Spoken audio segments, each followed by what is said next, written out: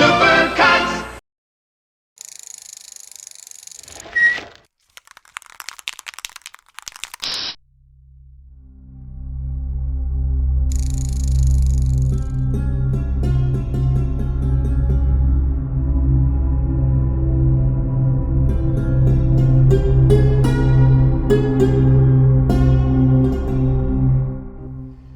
Shalom, shalom, my Habarim. Greetings, my YouTube mishpacha. What's up, my people? And welcome back to Bible on a Bicycle Supercuts. My name is Will, and I'm an aspired follower of Yeshua HaMashiach. You might know him as Jesus Christ. And a Supercuts fan edit is where we go out and we tackle a particular subject or topic from within the pages of or surrounding the Bible. First and foremost, we take it to our Bibles, reading the scripture in context for ourselves whenever applicable. And then I go out so you don't have to, and I gather up all the varying and differing and often opposing opinions, teachings, philosophies, and preachings of various theologians, scholars, teachers, and preachers. You know, folks that's way more educated than I am and way better spoken than this old guy. Bring that all together, and then I chop that all up. And through the tedious process of video editing, I bring that all back together and squish it into something that's hopefully cohesive and comprehensive. And then I serve it right up to you in the form of a Supercuts fan edit.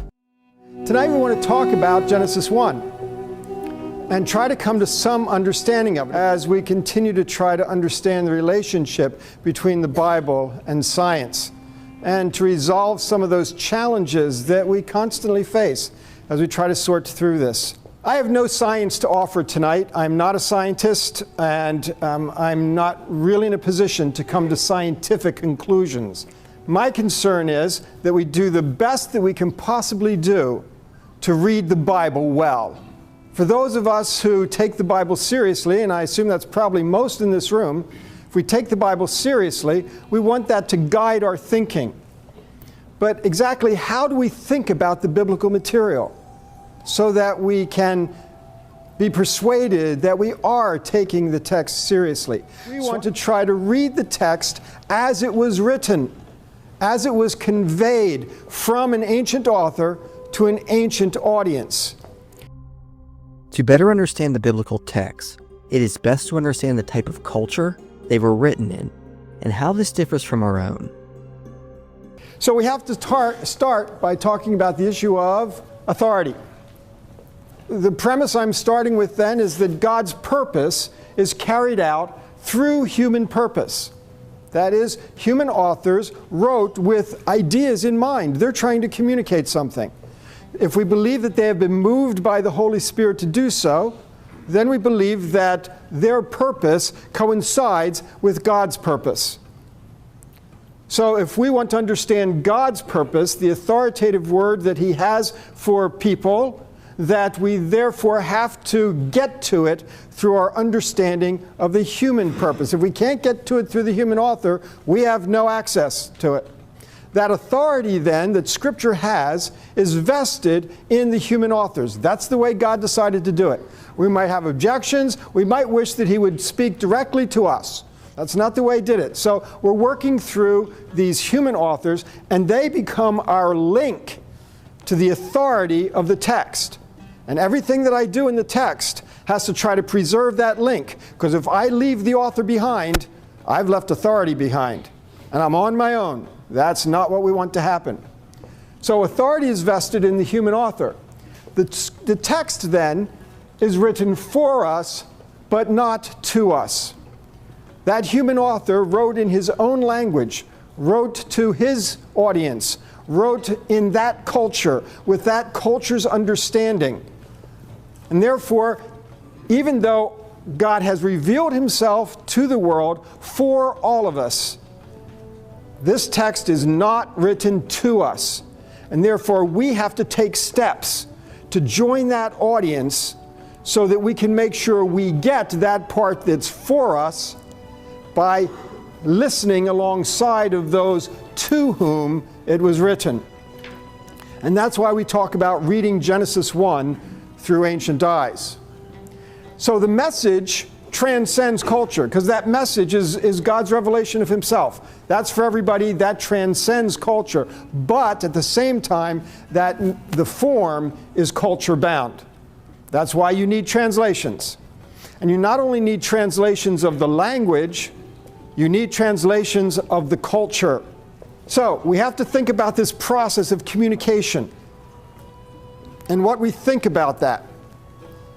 First of all, we assume the integrity of communication between the author and his first audience. The author is not up there in a trance, mumbling away, mumbo-jumbo that nobody understood. Okay? He is speaking coherently, purposefully, communicating to his audience. And we have to assume that there was integrity in that communication and that the audience would have understood what was going on. When we talk about communication situations, we can talk about high context and low context.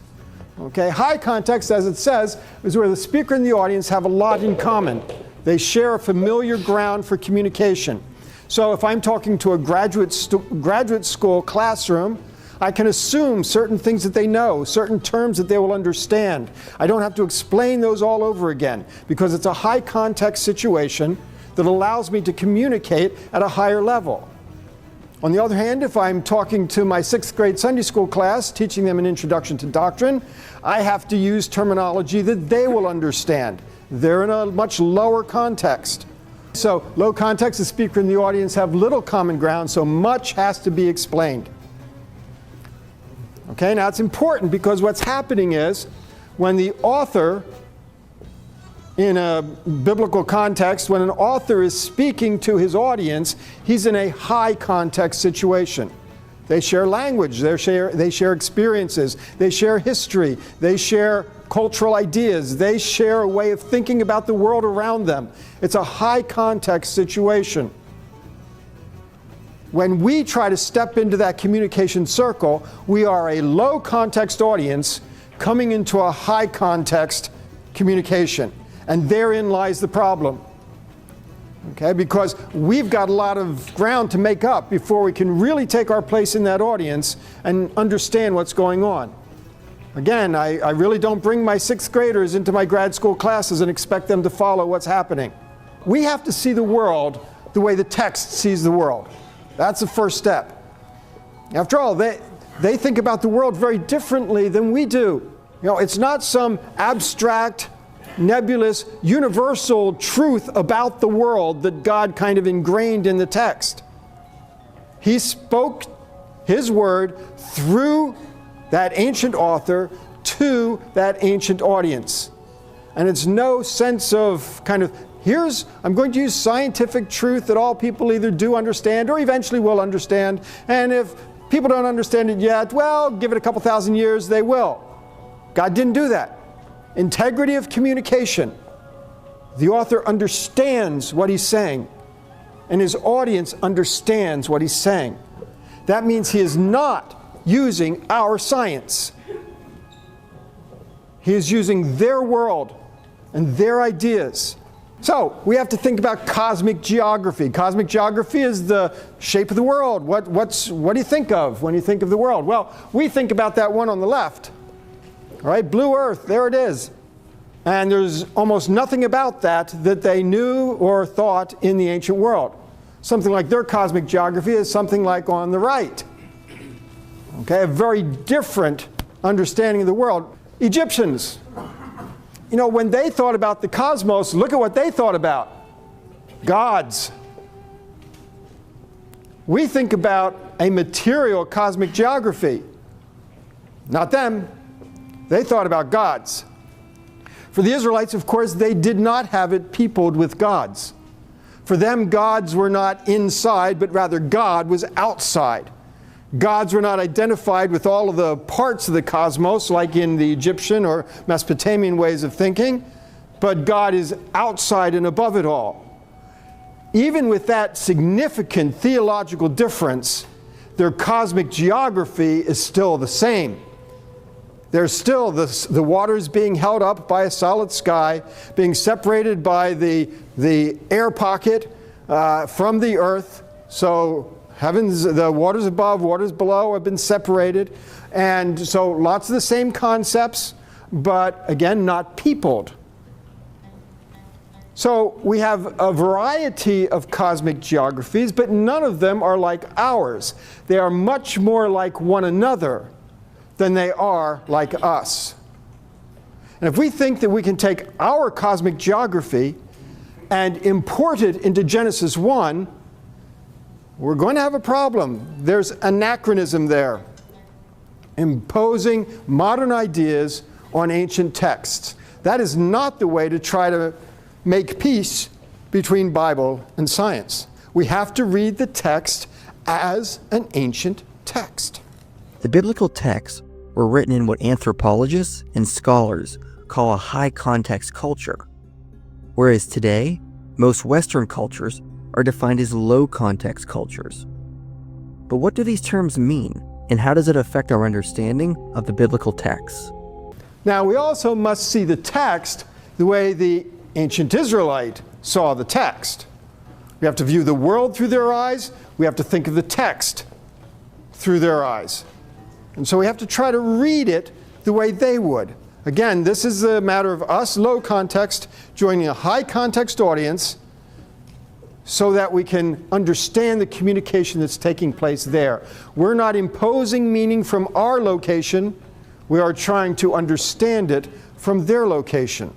In low context cultures, the message passed on or written down will be understood in just the words that are written down and their explicit meaning. So in this type of culture, you write down as much as you possibly can to explain what you mean. Whereas in high context cultures, less needs to be written down because there is high context attached to written messages. These types of cultures rely on wordplay, tone, gestures, body language, and idioms to help explain the message. Receivers are expected to know of cultural norms or context to understand the message in its fullness. Because we were raised in a low context culture, many people, skeptics and Christians, often impose low context expectations onto the biblical text. We often hear phrases like, "I take the Bible literally." If that is what is written, that is what it says. Or we don't need gurus to tell us what the Bible says. Anyone can read it in plain English. This is a direct disservice to the text in imposing one's own cultural standards onto the Bible when it doesn't really belong there. Now we want to take the text at face value then. By face value, I mean that our goal is to understand the text the way the author wanted to be understood without trying to read anything into it, without trying to squeeze anything out of it.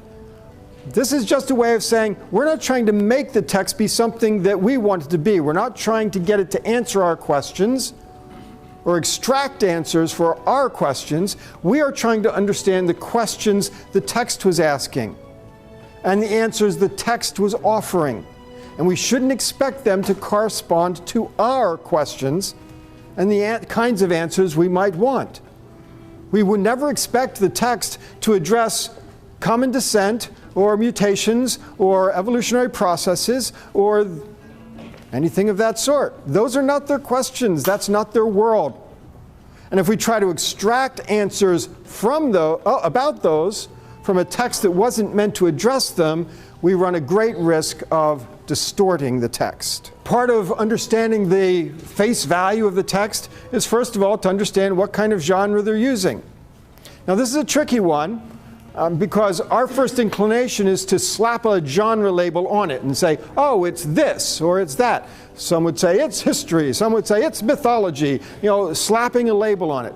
Problem, those are our genre categories that have our definitions of them. No can do.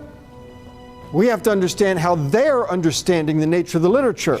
And the minute we slap a modern label on it, we are suddenly imposing a modern understanding on it. You say, well, what else can we do? I mean, I don't have any Hebrew genre labels to put on it. True. Okay? We don't need to label it. We need to try to understand it for the form of literature it is. After all, that's what genre talks about. Form and function. Cultural perspective. Again, they're writing the text from their own culture, and we need to be alert to all of that. We also want to ask about the focus of revelation. Now, by focus of revelation, we're recognizing something important about the way communication takes place. Since it's a high context communication, you need hooks to hang communication on.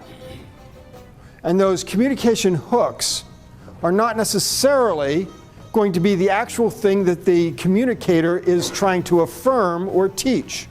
But he's got to communicate with something. Okay? Now this is a tough one to grasp. But for instance, in the ancient world, people didn't have a good grasp of physiology. They believed in the ancient world that basically all the cognitive processes took place down here. Liver, kidneys, heart, intestines, sometimes even stomach. They have no idea what the gray stuff up here is.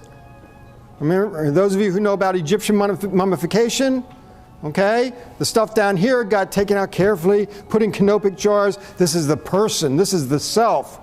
Brain, hook up the nose, pull it out, throw it away. Okay, no use for that. Okay, so their physiology is a little bit goofed up.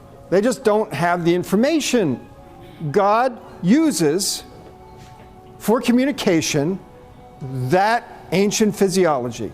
And so God will talk about loving the Lord your God with your heart and soul and mind. You say, mind.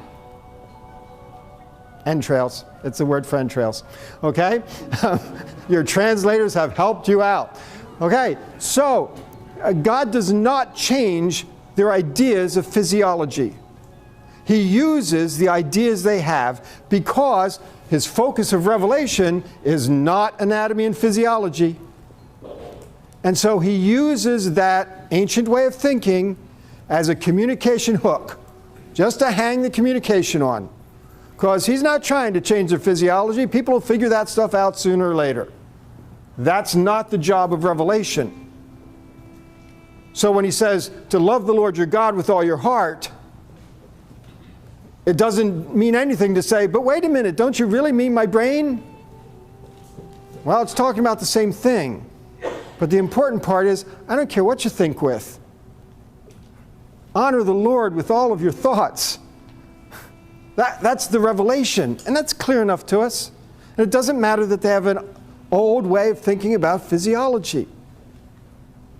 God can get past that. So that's the kind of thing I mean. There are things that are just communication hooks. In reality, the biblical text may have a richer and deeper meaning if we study the original languages and cultural contexts. Sometimes, linguistics and cultural context can change the entire meaning of the text or shed more light on a passage we might have overlooked. So let's talk about science in the Bible just a little bit. I'm just going to hit a couple points. Again, I don't present myself as a scientist. I married a scientist. That was my way of kind of getting by all of this. That was my intention all along. No, it wasn't. But anyway, my wife just happens to have scientific training, and she helps me out with some of these things. But there are just a couple major points that I want to make. First of all, not only did God feel free to use, to accommodate, if you will, their own native scientific ways of thinking, we can further say that there is no scientific revelation in the Bible. I can say that with a great deal of confidence. Many of you know I've written Bible background commentaries. That means I've been through every nook and cranny, every corner and every line of Old Testament to try to explain the ancient Near Eastern thinking behind it. There is nothing in the Old Testament that you would say, oh, an ancient Near Eastern person wouldn't have known that little piece of information. God didn't turn around and tell them, oh, you know, really the earth moves around the sun. Or really you live on a sphere. Now, some of you have heard before, but wait a minute, the circle of the earth, Isaiah 40:22. Two observations. One, that's not the word for sphere, that's the word for disk, still circle. Two, everybody in the ancient world believed the world was a disk. No surprises there. There are no science surprises in the Bible. Every bit of thing that touched science, what we call science, was understandable in the ancient context, not only by Israel, but by her neighbors as well. So, God is not doing scientific revelation. Anytime there are details of science, we can count on it. This is old world science. And that doesn't mean that God is trying to affirm it. It only means he's using it for communication purposes because he's got important things to say. And it's not that. Secondly, observation of cause and effect does not remove God from the picture. Psalm 139:13, you knit me together in my mother's womb. We read that, we believe that, but it doesn't make us pick at the obstetrics and gynecologist's office and telling them to put God back in embryology. Embryology is okay. But wait a second, no, I didn't grow that way. God knit me together in my mother's womb. Now see, our study of embryology only gives us better ideas about how God does what he does. We don't deny what science can learn about that process on the basis of Psalm 139:13. We rather believe that God is working through that process. The scientists cannot detect God's work. We as people of faith believe that it is God's work. But science can still describe it in the ways that they are able to. Why can't we do the same thing with origins? To say whatever science describes and understands and observes, if it's true, that's only telling us how God does what he does. When we talk about natural laws, and things are just following natural laws, and that's how cause and effect works, and that helps us understand things. But in the ancient world, they had no such category. The only two sources of cause were God and people. And of course, people had limited cause, but that was all there was. So there's no chance, there's no random, there's no natural. It's God at work. The fact that we have a category of natural cause and effect then does not remove God from that. We can still talk about God as the cause, as ultimate cause, whatever language you want to use, indirect cause, whatever. Okay? Let the philosophers work through that one. But God as a causal factor in things that we might also identify as natural. So just a couple observations then about science and the Bible. So who's science? Or are we going to think in terms of our science and that the Bible somehow affirms or validates our science? Why ours? Well, what about 18th century science?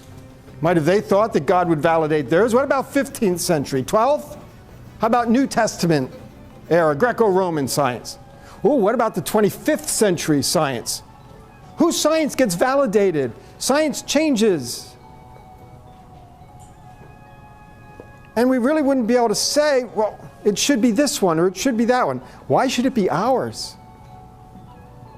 And you know the only right answer to that. It's theirs.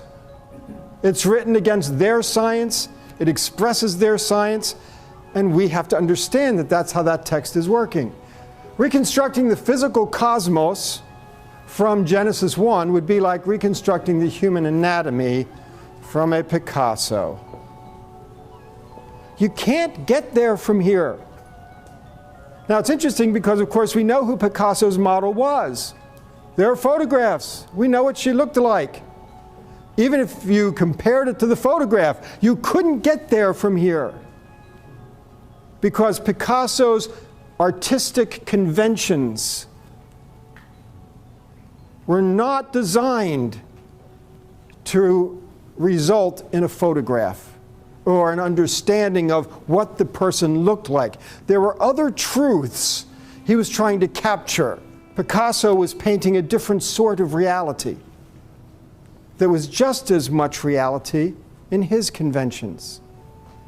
Reality can be expressed in a variety of conventions. We have no right to impose our conventions on the text just because we're persuaded that that's the more important reality. There's the authority in the text. We have accountability to the reality that it paints and understand its conventions and the reality that it is trying to express, not to impose ours on it. So whose conventions count? If we're talking about authority, theirs do. So my proposed thesis, there are two major points as I talk about what is there about the ancient world that we are totally unaware of, oblivious, that make a difference in reading Genesis 1. The Hebrew question is going to derive from when we think a certain passage was written. But it's not that easy. I mean, that's not easy, but it's even more complicated than that. Let me try to give an illustration here. Let's just say that Genesis 1 is the most recent of all these ancient texts. Now, I don't think it is, but let's just say it for the sake of illustration. Okay, is creation talked about anywhere else in the Old Testament? Sure. You get it in Psalms, you get it in the prophets, you get it in all sorts of other books. Well, let's say that one of them is in the first half of Isaiah. Okay, well then that's older than Genesis. Even if you take that really, really late view of Genesis, the first half of Isaiah at least. Psalms. Let's say Psalm 29 or Psalm whatever has something in it that sounds like creation language. Okay, I just picked out Psalm 29 because there are things in Psalm 29 that are directly traceable to Canaanite texts that are quite a bit older than the 6th century. I'm going to have two things that I'm going to talk about. Number one is what I call a functional ontology. Don't worry, I'll explain it. That might be high context, sorry. Okay, but I'll explain it. And secondly is the idea of the cosmic temple.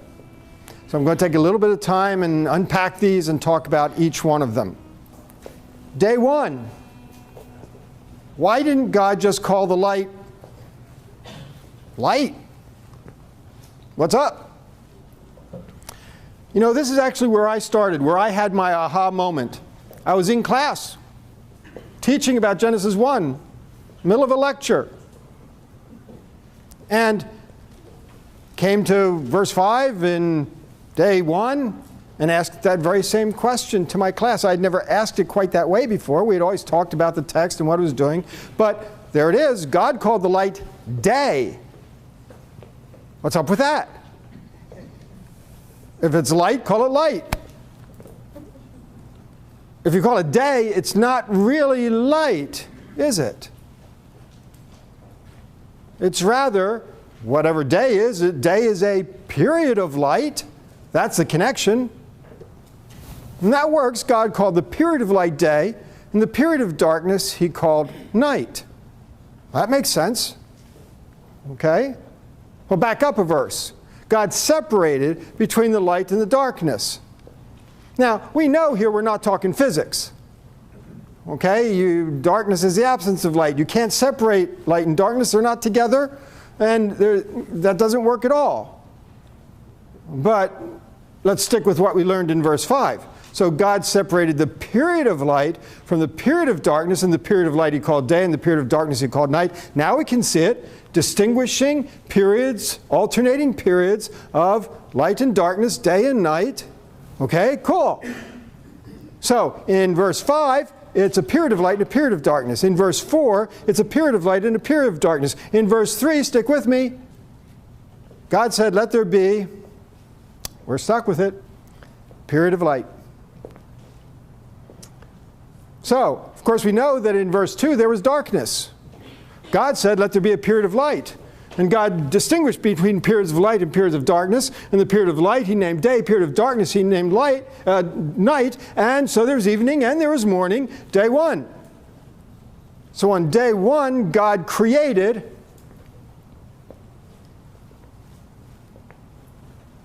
the basis for time, alternating day and night. God created day and night on day one as a period of light and a period of darkness. There is nothing material going on here. To them, light is as immaterial as darkness is. And this is a period of light and a period of darkness. This is nothing material going on here. Time. Time is a function. For them, it's not Einstein type of thinking about time, of course. They're not thinking physics there either. What do they mean by time? Alternating periods of light and darkness. Day and night. That's time. This is his first step then in bringing order to the cosmos, an important function that he establishes. Now, that leads us to start asking questions about this verb, God created. What are we dealing with here? After all, if time is a function, then what do we mean that God created? And the time is one of the results of that. So we have to do a little bit of study on the verb create as it is used in Hebrew. Here's some of the results of the study that I offer. It's in Lost World. It's in other things that I've done. Okay, there are about 50 occurrences. God is a subject, so it's a divine activity. But what's most important is look at the direct objects. After all, we find out what kind of activity a verb represents by looking at the direct objects. What happens? What's the result of creating? Okay, so we look at it and wow, look at these things.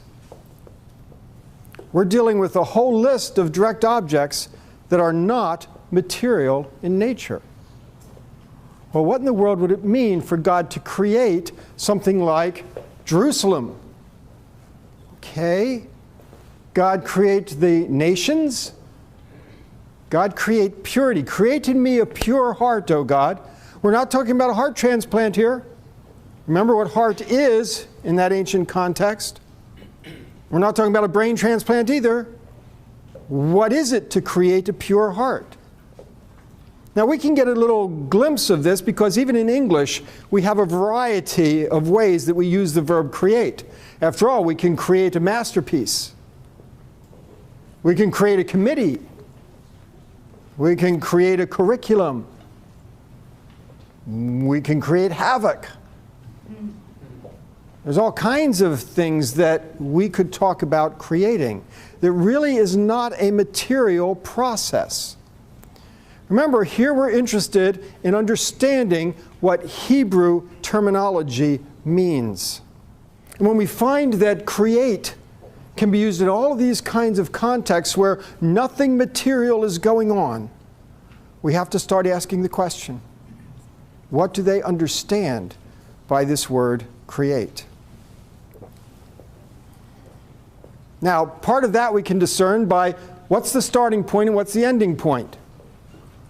Okay, in the biblical text, first of all, I would propose to you, and I'm not going to argue this, I'm not going to try to demonstrate this point. It's not one that I hold myself. I mean, I do hold it myself, but I didn't make it up. Lots of Old Testament people believe this.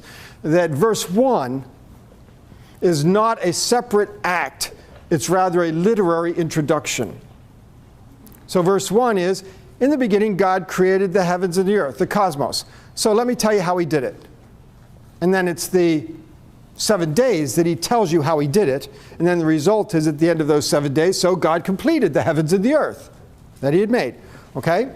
So that's the way that he proceeds. So we start then in verse 2, where things are formless and void. Notice it doesn't start with no material. The sea is there, the deep. Okay? It's already there.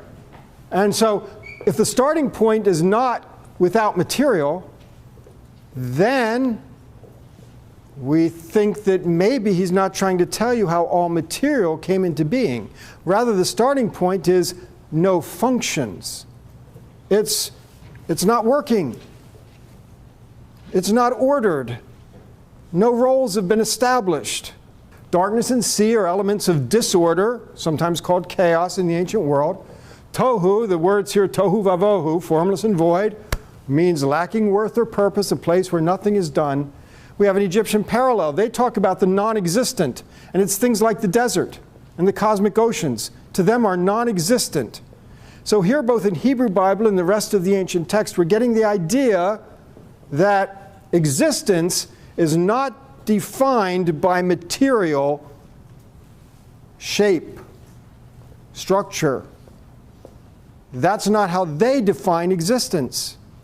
If non-existent can be something that we would call material, then existence is not defined by the material. Here we're talking about ontology. What does it mean to exist? Something exists by virtue of what?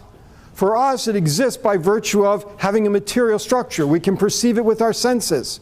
And so we say it exists. I can see it. I can touch it. It exists. Our ontology is material. But that's not the only way ontology can be. But see, we would never even think that there could be another option. We are so persuaded of our own ontology that we don't even think of another possibility. But in the ancient world, I propose, their ontology was functional. That means something existed when it was given a function and a role in an ordered structure. Okay? So, the line between existence and non-existence is a functional line, not a material line. That is their functional ontology, and that's how they thought in the ancient world. And we can see evidence of this in the Bible as well. Functions in creation, we already talked about day 1, time. Day 2, weather. God puts the weather systems as the ancients understood it. Waters above, waters below. That's how the weather works. Separated by an air pocket and a solid membrane. That's how weather works. And remember, the science part is just hooks. Just like the heart. It's just hooks to hang things on. We don't have to go find the waters above or the waters below the way they thought about them. Just like we don't have to figure out how our blood pumps carry out cognitive exercises. Okay? We don't have to do that. We accept that that's the hooks to hang things on. God is not revealing science. His point here is that God set up the function of weather.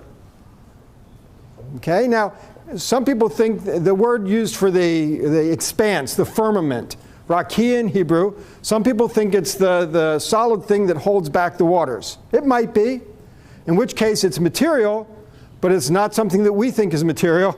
We don't think there's anything solid up there. You know, NASA rockets, boink, you know, we don't think that. Okay? If it's the air pocket, which I've been recently more inclined to think, okay, that's not material. They're not thinking of hydrogen molecules and nitrogen molecules and all of that. It's their world, and it's an air pocket. It's nothing. So, again, day 1 had nothing material. Day 2 has nothing material, at least nothing that both they and we thought of as material. Day 3, he says, let the dry land emerge. It doesn't say he made the dry land. It says, let plants sprout forth. It doesn't say he made the plants. Functions. He's showing food here. You've got water sources, you've got dirt, and you've got the idea that something grows. Drop seed. Same thing grew. Drop seed. Whoa! Happened again. We've lost the wonder of it. But this is the whole process. Amazing. And that's why we have food. In days 1, 2, and 3, God created time, weather, and food. Now, I'll tell you that is meaningful to any culture, any time, any place. And it's what we talk about at the bus stop in the supermarket. Time, weather, and food. Somehow quarks haven't slipped into the conversation yet. So God set up this functional world, the functional world we all know. He's the one that made it work.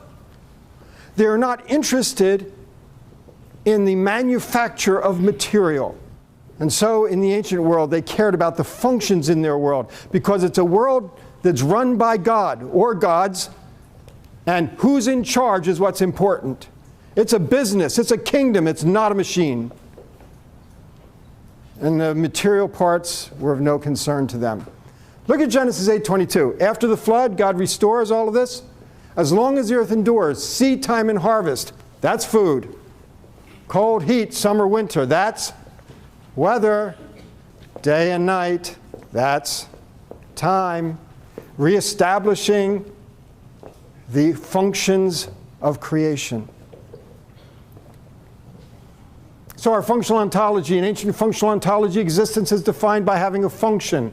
Genesis 1 then provides an account of functional origins, not an account of material origins. It's their world, it's their text.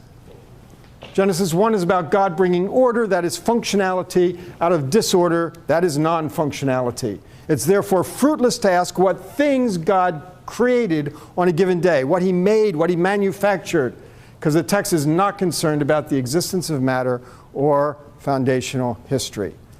Whatever matter existed or exists, God made it. But we're not asking about all the things God did. We're asking, what is this account about?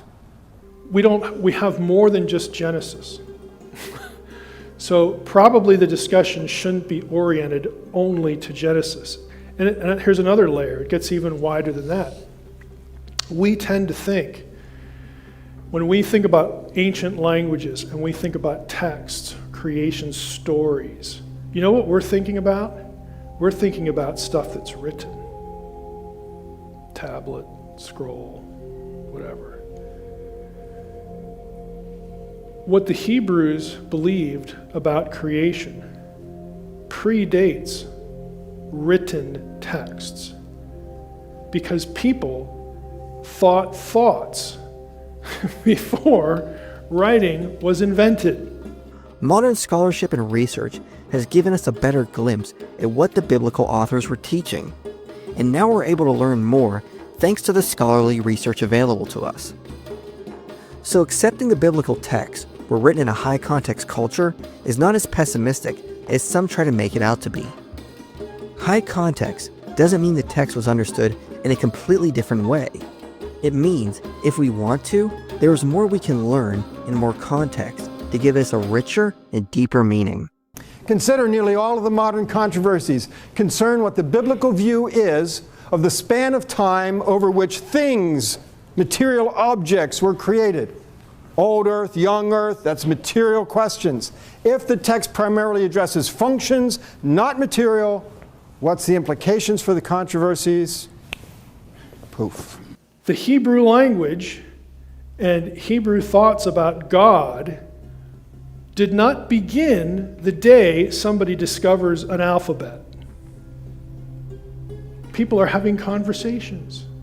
They're telling stories for hundreds, thousands of years prior to the invention of writing. Cosmos is temple. When we read Genesis 1, we get to day 7 and we think that, oh, okay, we reached the end. This is the end music, as my father used to call it in the movies. You know, it's just kind of tying things up here, a little theological footnote, and we're all taken care of here. The real creation takes place in days 1 through 6. Day 7, okay, God rested, whatever in the world that means, okay? Well, no, not okay. An ancient reading the text has a totally different response. An ancient reading of the text says, oh, this is a temple text. And you say what? Where'd you get that? I don't see the word temple anywhere in sight. It's easy. God rested. Okay, I'm not with you. God's rest in temples. That's the only place God's rest, in temples. In fact, that's what temples are built for God's to rest in. If God's resting, this is a temple text. We'd never see that. High context. We're not in that circle of communication. We've got some catching up to do. Okay, that's an ancient temple text there. Rest is the main goal of creation. People may be the climax of the 6 days, but rest is the climax of the creation account. This is a temple text. God, I'm proposing, is setting up the cosmos as sacred space. which is marked by his presence. That's what we call a temple. God is setting up sacred space for his occupation. If God's not there, it's not sacred space. And all of the passage is meaningless. He sets it up to work for people. He doesn't need it. But he sets it up as sacred space. That means he's in it. And if you miss that, you miss what Genesis 1 is all about. Because this is not just about a cosmos full of material stuff. It's about a cosmos that is sacred space, working for people with God in it to relate to these people that he has created. The temple is constructed as a microcosmos. Look at Psalm 132. Let us go to his dwelling place, temple. Let us worship at his footstool, the ark. Arise, O Lord, come to your resting place. That's what the temple is. For you and the ark of your might. For the Lord has chosen Zion. He has desired it for his dwelling. Okay, temple. This is my resting place. Okay, now we get the clincher. Forever and ever, here I will sit enthroned. We think of God resting as kind of kicking back. Okay, had a hard week, creating things. Well, I'm just going to take a breather here. We know that's not true, but we don't know what else to say. This tells us what to say. When God rests, it means he has taken up his place there, his throne. His rest is his rule. Rest means everything has been brought under his control so that now what becomes normal can proceed. God is ruling in his place. When God says he's going to bring rest to Israel from her enemies all around, he's not saying so you can watch Sunday afternoon football or so you can kind of sit back and have a cool drink. He gives them rest, which means he brings them stability, equilibrium, so that they can live their lives. That's what rest is. And Hebrews tells us we haven't quite gotten there yet. There's more rest coming in God's presence, in new creation. When God rests, it means he has created stability in this cosmos that is now operating for people as sacred space, him in it, relating to his creation. It's his temple. This cosmos is sacred space. And that's what it has to tell you. It is functional, sacred space. The 7 days then, we find out that temple inaugurations take place often enough in 7-day periods. If we ask, why is this happening in 7 days? It's because it's the inauguration of sacred space.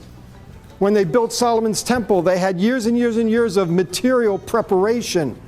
And even when all that preparation was done, there it stands. You could look at it, you could touch it. Is it a temple? No! It's ready to be a temple. Only when God comes into it in a 7-day inauguration process does it become the sacred space it was built to be in a long material process. So, the word day suggested should be a 24-hour period. Fine, but it's not a day for material things happening. So that 7 days has nothing to do with the age of the earth. Age of the earth is a material question. Okay, so this is not about the age of the earth. This is functions, not material. 7 days is a temple inauguration. The objects are not necessarily being made in those 7 days. The days are concerned with bringing order, not making things, and therefore the 7 days would have nothing to do with the age of the earth. We've really got to move here. So the text asserts that in the 7-day initial period, God brought the cosmos into operation by assigning roles and functions. That's what I propose Genesis 1 is.